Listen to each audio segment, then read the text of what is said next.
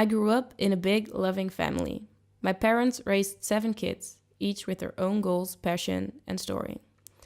I have always been really close to my siblings. They are my best friends. We support, motivate, and inspire each other.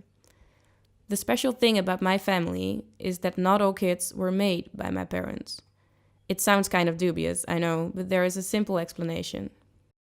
At some point, my parents decided that they wanted to give every child the opportunity to grow up in a loving family like ours, and they started foster care.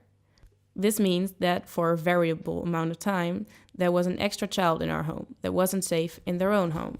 Sometimes for a couple of days, sometimes for a couple of weeks or months, and sometimes, really sometimes, forever. One of my, not biologically, but it feels like my real brothers is Danny. Danny is one of the most inspiring people I know.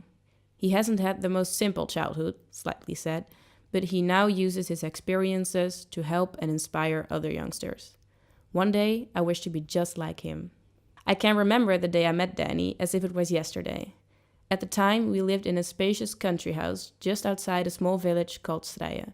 We had a really big yard with an old trampoline in it. I was playing on the trampoline with my other siblings when I saw Danny enter.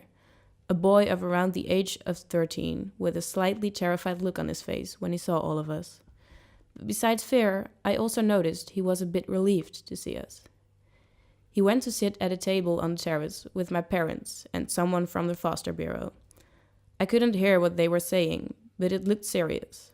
My mom saw I was watching them from the trampoline and looked at me with a comforting look. I knew everything would be fine. So I returned to my trampoline game.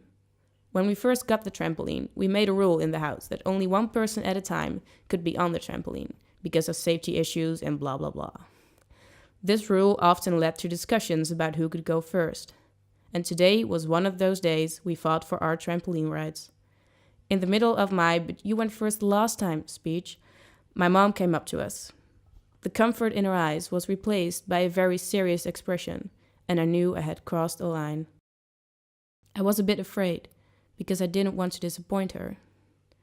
She told us, with her voice soft and fierce at the same time, to stop fighting, because this boy had had enough fighting around him at his home.